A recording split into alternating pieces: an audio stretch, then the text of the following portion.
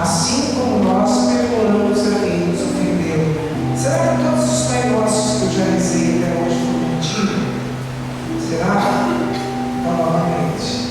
Perdoai-nos, ó Pai, as nossas ofensas, como nós perdoamos, como nós perdoamos a quem nos ofendeu. Só para encerrar. Perdoai-nos as nossas ofensas, como nós perdoamos a quem nos ofendeu. Amém.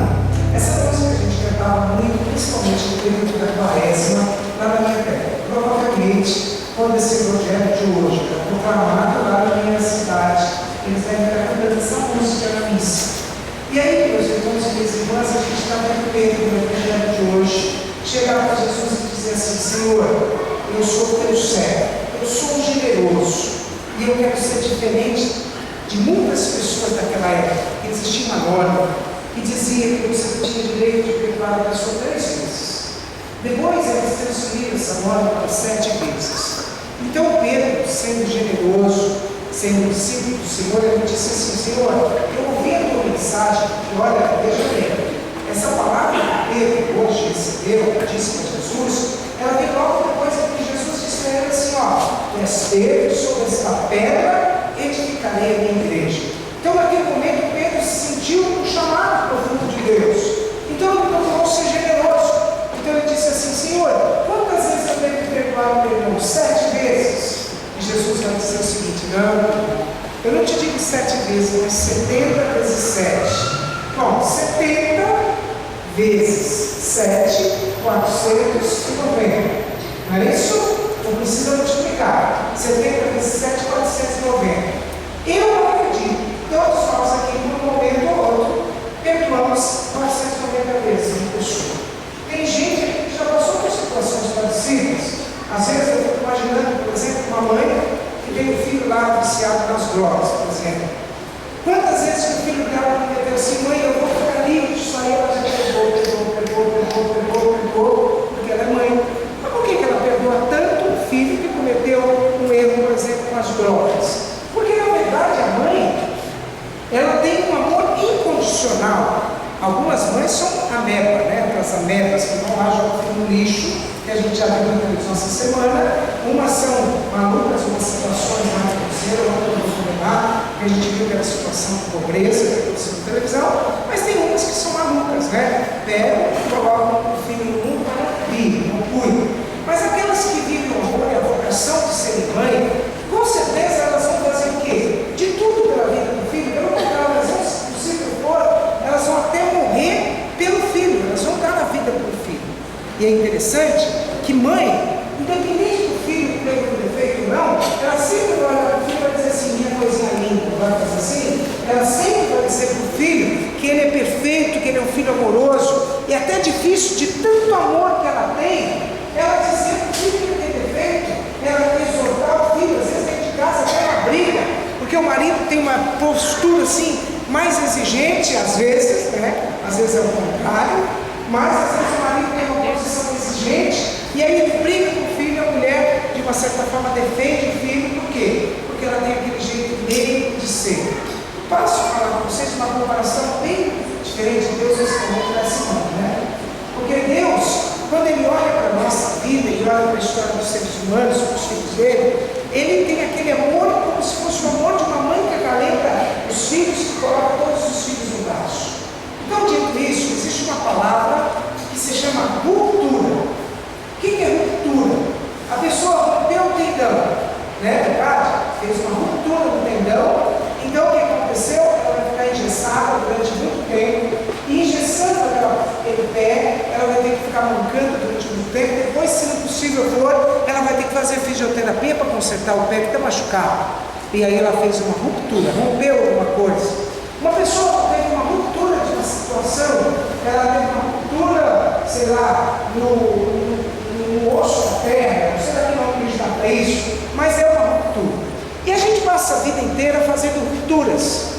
A gente faz a ruptura no tendão e tem que ficar engessado. Mas o triste para Deus é quando a gente faz ruptura com os seres humanos, com os filhos de Deus. Porque Deus não fez ruptura nenhuma com você para ser dado desse banco, e não importa quem você seja.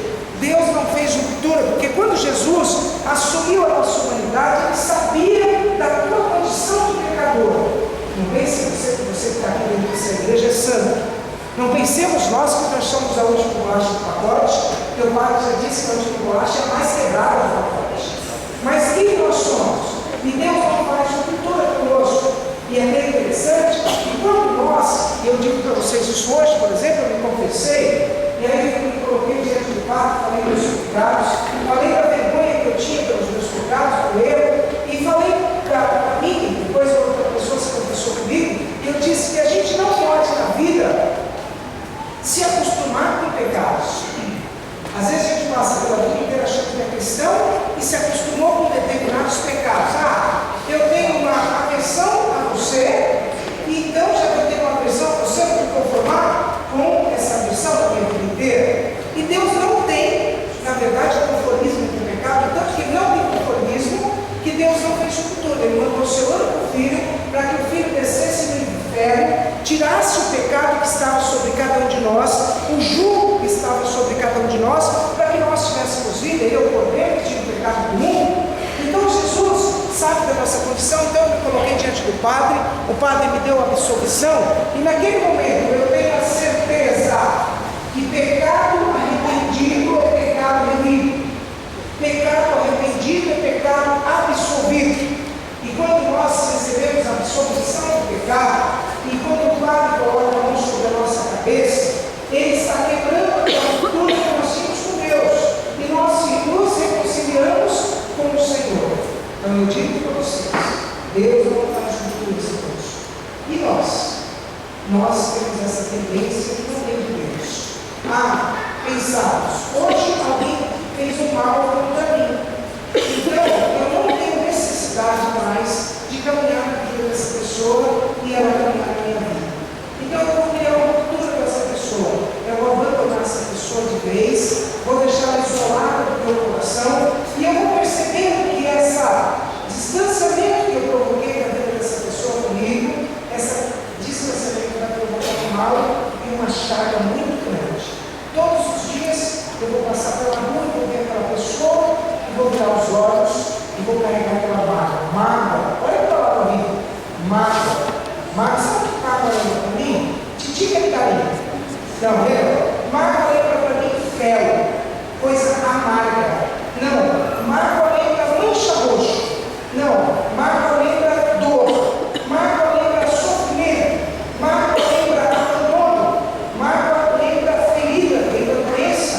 Mágoa lembra lembrança ruim. Pensa com mágoa. Ou, tá bom, eu não tenho essa mágoa, mas eu tenho uma outra mágoa, dentro do meu coração, de uma pessoa que me chutou, de uma pessoa que me humilhou, de uma pessoa que me acusou injustamente. Eu tenho uma mágoa dentro de mim. E todos os dias você passa na rua. E você não é Deus. Então, já que eu não sou Jesus, eu vou fazer diferente. Eu vou criar ruptura. Ela vem por uma calçada, eu vou virar as costas e vou passar pela rua. Sem perceber, você não tirou a sua vida da presença daquela pessoa, mas você magoou o teu coração. Bateu o dedo aqui, ó. E eu sempre digo para pessoas, para você aqui na igreja, toda vez que você bater o dedo no mesmo lugar, se todos os dias você bater o dedo no mesmo lugar, você vai morrer de câncer. Naquele pedaço do dedo. Mágoa, ferido. Todas as horas você bate o dedo ali no lugar só, você causa em você o quê? Um mal-estar que vai se tornando você uma doença pessoal.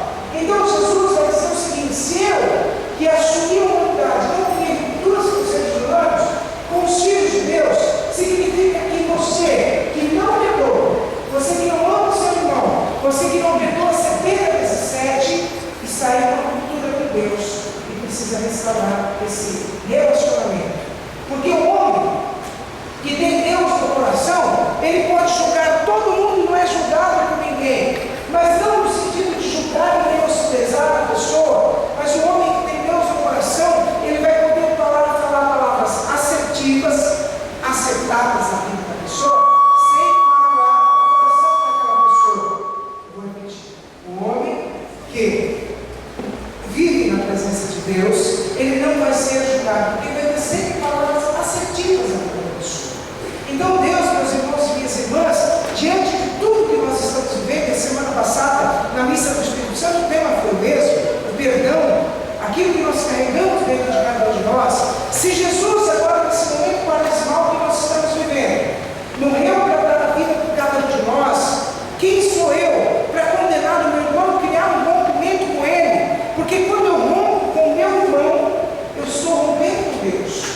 Porque não pense você que você é mais amado aqui nessa igreja do que aquele africano que está lá na África, pobre, comendo arroz e não tem mais nada para comer. Não pensemos nós, meus irmãos e minhas irmãs, que o amor de Deus, ele é individual, mas ele não ama ninguém mais do que ninguém, porque para Deus não há distinção de pessoas, para Deus não há distinção, e eu não posso fazer distinção. Já pararam para pensar? Aquela pessoa que um dia chegou para você e falou assim: você é um vagabundo, ou chegou para você e denegriu a tua imagem. Já parou para pensar? Infeliz é o homem que humilha publicamente as pessoas. Infelizes somos nós que muitas vezes usamos do nosso julgamento ou da nossa autossuficiência para acharmos que somos mais importantes, que menosprezamos a pessoa que está do nosso lado. Não, meus irmãos e minhas irmãs, todos nós somos iguais, e Jesus está nos ensinando isso no Evangelho. Se eu não perdoar o meu irmão, o Senhor não me dá o seu perdão, porque Deus, Ele nunca vai te mandar para o inferno. Mas eu digo para vocês, volto a dizer sempre isso: céu e inferno são escolhas pessoais da vida de cada pessoa. Deus não vai mandar você para o inferno, mas eu não posso morrer com sentimentos mesquinhos dentro de mim, porque não tem lugar para coração sujo lá no céu. Eu não posso morrer com sentimentos vazios dentro de mim, porque não tem lugar para mim na presença de Deus. Por isso, meus irmãos e minhas irmãs, eu caminho. Isso tudo deve tocar o coração de vocês. 90% de nós um dia fomos machucados. 90% de nós um dia fomos manipulados.